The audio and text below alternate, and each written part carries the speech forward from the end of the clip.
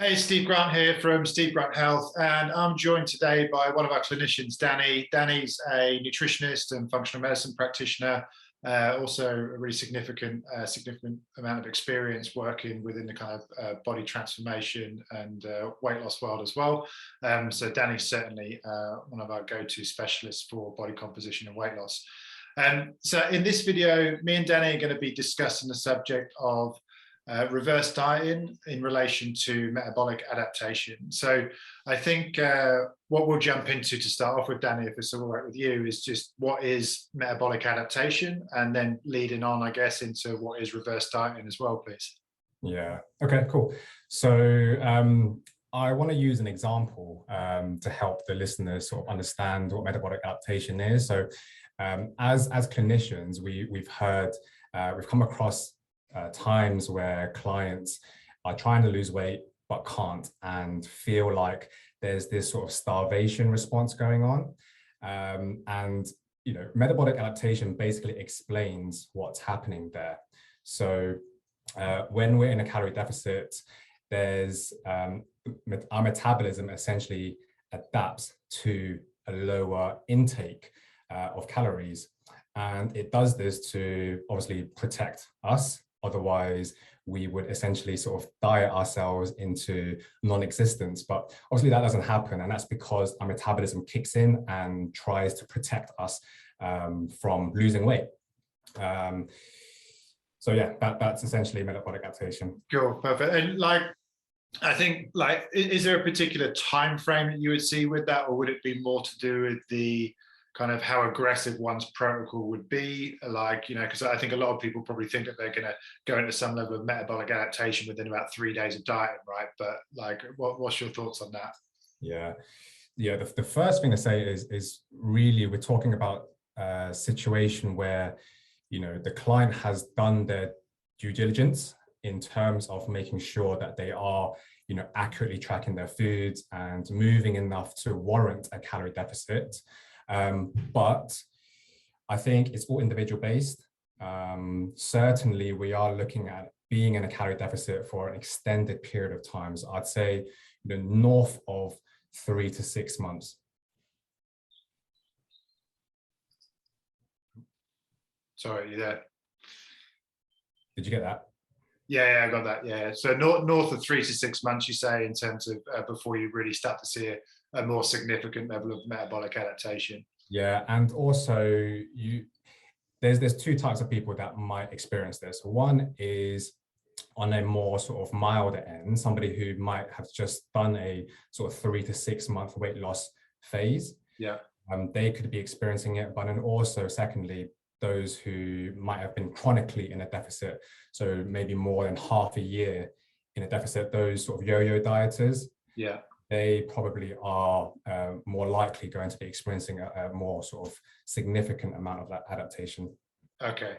So if someone's had like a long history of kind of like dieting in the past, then you're possibly more likely to see that quicker in those individuals, would you say? Or would you still say that the time frame is quite similar if they've successfully kind of shall we say, rebooted their metabolism before going into another diet phase? Well, this is the thing, isn't it? The yo-yo dieters tend not to spend enough time after a deficit to reboot their metabolism. And we'll speak about reverse dieting in a moment, but it's exactly that. The reverse diet helps us restore, quote unquote, our metabolism. So yeah, time frame, I'm talking sort of more than 3 to 6 months. For those who have chronically dieted, they could be somebody that has dieted for the last 5 years. On and off.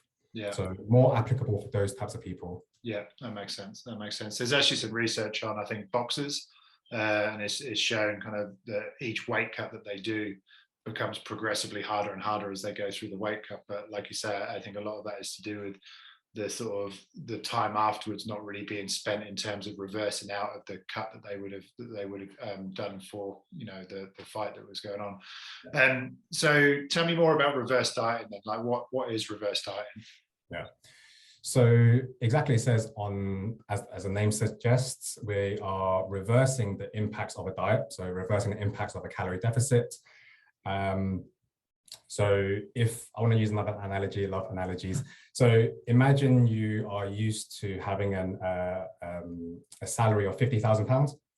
You will have naturally a level of spending and savings based on your salary. If your boss was to sort of slash that in half overnight to 25K, your spending will, I'd assume, drop in line with that. And it's the same thing that happens with dieting. So the moment you slash your calories, there's going to be a level of adaptation where your metabolism doesn't want to spend more calories. Now, what we're trying to achieve with reverse dieting is slowly reintroducing calories so that we can achieve one of two things. Number one, it allows the person to consolidate their results. So let's say you've just done 3 to 6 months of dieting, you've lost a bunch of weight. Too often I see people sort of hit the sort of finish button and go back to their old ways of living, increase their calories significantly, and then put the weight back on. So the reverse diet allows them the opportunity to spend another period of time where they are still being mindful of their choices and aware of their choices to, again, slowly reintroduce the calories so that they hit a place of maintenance, essentially. Yeah. Secondly, we are, like we said before, allowing the metabolism to sort of catch up, so to speak. One of the things that we know is that when we are, when we spend some time in a deficit, hunger levels are going to increase naturally. And we are priming the body into more sort of state where we are going to capture calories. So if you've just done a period of dieting, lost a bunch of weight, and then had a massive sort of feast, let's say, for example, what we see quite naturally from people who get ready to go on beach holidays or go for a wedding and then go on honeymoons, when they go through a period of dieting and then go through a period of overeating, the body's in the prime state to store the calories as fat. So the sort of slow introduction of the calories through the reverse dieting process just mitigates the chances of a relapse or of weight gain. Yeah, and I think a lot of this is also to sort of like manage the expectation really with the client in terms of what the process would be, right? So there's going to be instances where, let's say, someone's prepping for a wedding or a holiday or or a competition or a photo shoot or whatever it might be, and I think oftentimes people just see that single day as the goal, and then they see this kind of like weight loss journey that goes to that single day. And I think it's important to kind of start to go, well, actually, do we sort of see that point there, and do you even kind of to some degree reverse diet a little bit out of that even before that date, so that you're actually getting someone back up, replenishing glycogen, and they're actually in really good shape at a high level of calories before that date? Or do you kind of just go, right, okay, well, this is phase 1, and then phase 2, this is what we're going to need to do? So it's retaining a level of kind of like structure to what someone's doing, and not kind of just being like, okay, there's only one phase and it's getting from A to B, and then once you get to B, like it's kind of like, basically anything goes. And I think that's where it's a real challenge for people, because once they kind of like the reins are taken off without that understanding of this kind of like metabolic adaptation, they're sort of almost unaware of the impact that then overfeeding and overeating at that point will have on body composition, but in a much faster way. So it's kind of, I guess what I'm saying is trying to build in these moments of sort of controlled reverse dieting as part of that journey, whether you're then kind of reverse dieting back into sort of a maintenance phase, or if you're reverse dieting to then eventually try and gain some muscle, and you're going to be pushing a bit more into a surplus with stuff as you change your training around. Obviously that would be kind of person dependent, I guess. Yeah, so what I always like to do is just reverse engineer. So whether you're going for a beach holiday or prepping for a wedding or a photo shoot, whatever that might be, find that date and then set your sort of last sort of dieting date to be sort of 2 to 4 weeks prior to that. So you do spend 2 to 4 weeks slowly ramping the calories back up ahead of your wedding or honeymoon, where you will probably most likely overeat. Yeah, because that's the thing, you see it a lot, like people, especially when people are doing more restricted diets to be able to get sort of more rapid fat loss, is then they come to that day and then like their guts can't take it because they're not used to that level of food. They bloat up and get quite water retentive when they first bring in a lot of that food, and actually they probably look way worse than what they would have done if they had just stopped the dieting phase 2, 3, 4 weeks beforehand, and then kind of slowly reintroduce back in. And oftentimes you'd be in much better shape actually at that point, and more tolerant and more able to kind of like deal with food and enjoy yourself more as well, without worrying about whether you're gonna have like a digestive upset or something like that at the same time. So like obviously we said that there's usually a bit of a time frame of like when someone might need to reverse diet, but are there any kind of other sort of telltale signs that you know of that you would look for when you feel someone's sort of that there's been some level of metabolic adaptation and now's the time to do a reverse diet? Yeah.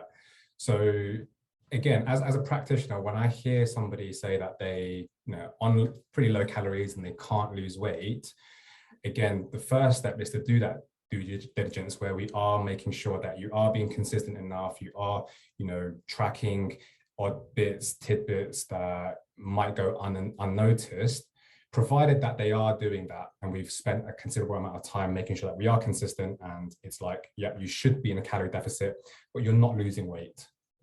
Then we need to put our investigator hat on and sort of maybe question, maybe there has been some adaptations going on. So essentially we are saying we need to reverse the question in terms of moving away from why am I not losing weight, even despite me being in a calorie deficit, to why am I not in a deficit despite seemingly being in a deficit. So it's not going to be, unfortunately, a quick win.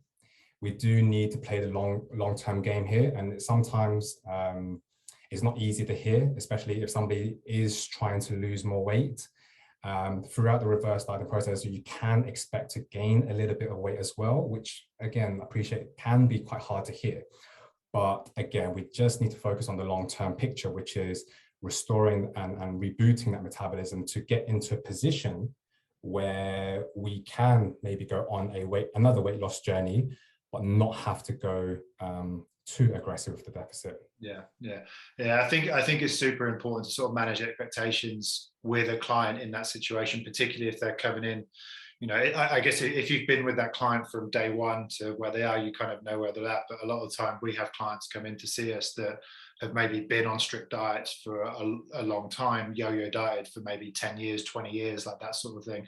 And obviously they're coming in with the goal of wanting to lose weight. So it's often a very tricky conversation to have with someone.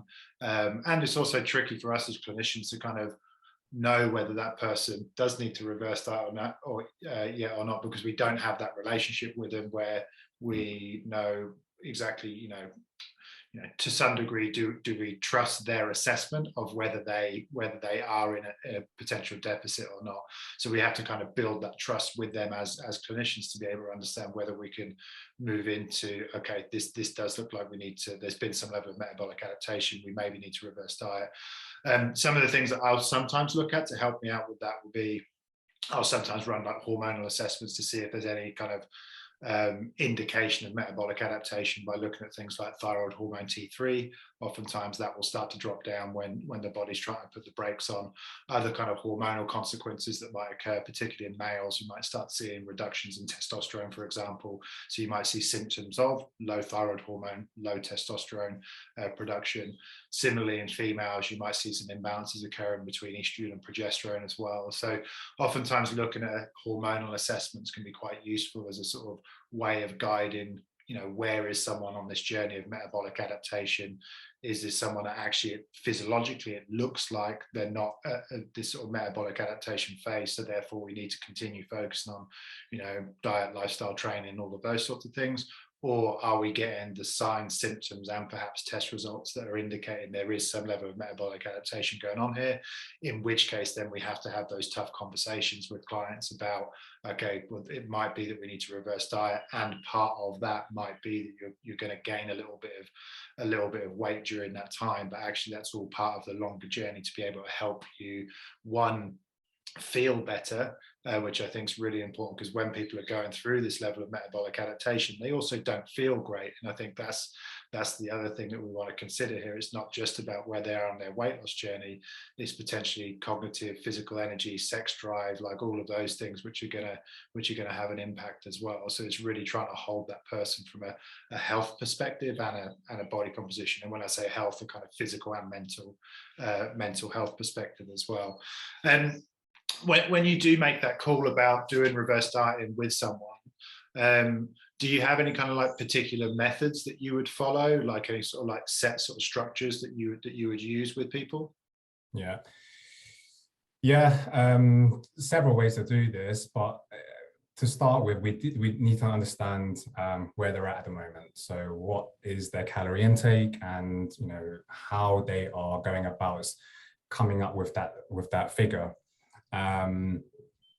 We have online calculations that can help us figure out what their predicted maintenance is. And I guess the whole journey is to slowly, incrementally increase the calories to try and reach that number or thereabouts. But it needs to be slow. It needs to be done in a sort of controlled manner. Something like 100 calories every other week might work. And what we're looking for is just monitoring their average weekly weight and making sure that that isn't increasing too quickly. If it is, then we can just hold stable for a couple of weeks before we add in the next 100 calories. So it is going to be a week by week or a fortnightly sort of reassessment using their weight as the main sort of metric. Yeah, that makes sense. Yeah, because I guess it depends where someone's starting point is. I guess it probably depends upon, if you've got a 100-kilo male that you're reverse dieting after like a physique competition or something like that, is probably very different to a 50-kilo female who's been dieting for the last 12 months. Obviously the calorie increments are going to be different for those individuals. But yeah, I hear what you're saying. I can that sort of like fine margins, like small increases gradually over time, and then kind of continually reassessing physically and mentally how they're getting along with it makes sense. Any particular time frames with reverse dieting? Like how long would you expect to see this kind of like process like play out for? Or is that kind of a bit of a unpredictable question? Well, for somebody that has had a history of yo-yo dieting, pretty hard to say, especially if that spans across several years.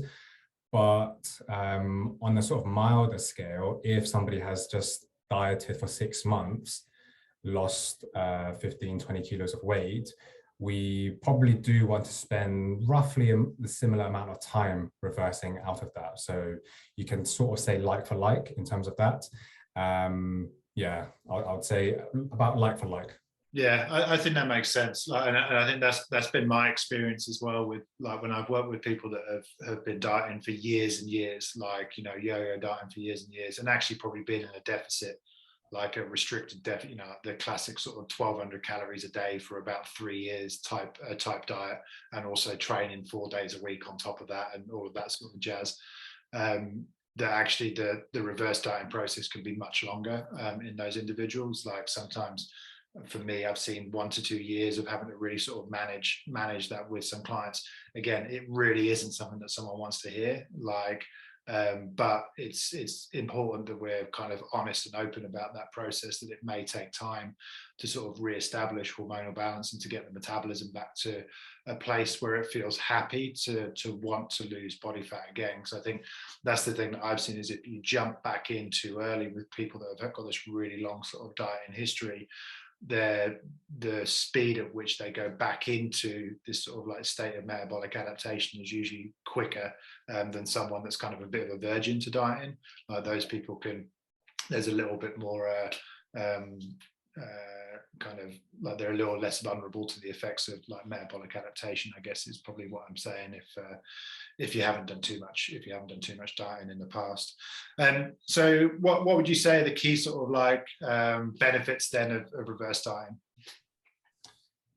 So yeah, like I said earlier, two sort of pronged approach, which is one, it gives you time to really sort of consolidate your habits. So whether that's increasing exercise or being more mindful of your food choices, and like you said, not to jump back into old ways. And secondly, again, just gives your metabolism that time to sort of catch up with an increased calorie intake.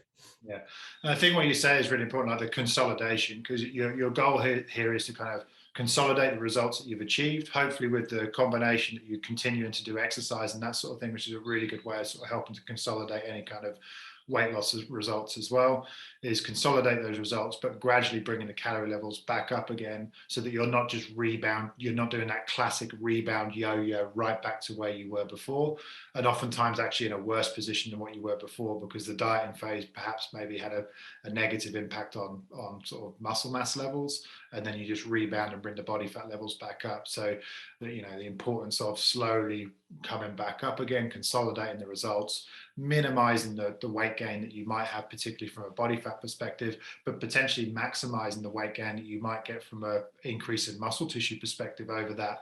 If you're saying like a like to like, you do a 3 to 6 month phase of fat loss. If you've then got the opportunity to then do a 3 to 6 month phase of where you're actually focused on gaining muscle tissue, it sets you up so well for maybe the next phase where you might want to sort of bring it down a bit more. And like for me, I think that's always a really important thing to sort of discuss with clients is, let's focus on the benefits of doing this reverse dieting process. Like, what can we actually achieve out of doing this? Can we improve your performance in the gym because now you're actually being fed much better than what you were? So maybe the goals shift a bit to, performance-based goals. Can we improve muscle tissue levels? So whilst keeping an eye on the body fat is important, like, you may be able to improve a bunch of health and hormone markers. You may be able to make someone stronger and faster at the same time. Maybe able to increase their muscle tissue. And actually, you're then in such a good position then to potentially, if you want to go leaner, then you can go a bit leaner afterwards as well. Shifting goals and that mindset is super important, isn't it? Because once you've lost the weight, that motivation to exercise, that motivation to eat well is no longer there. So I think it's absolutely imperative that we discuss with the clients what that next goal looks like so that they still have that intrinsic motivation to keep going. Yeah, exactly. Definitely. Cool, Danny. So I think we'll leave it there. I think we've covered pretty much everything that we wanted to cover there. If anyone's got any questions, you can obviously leave them in the comments section, and appreciate your time.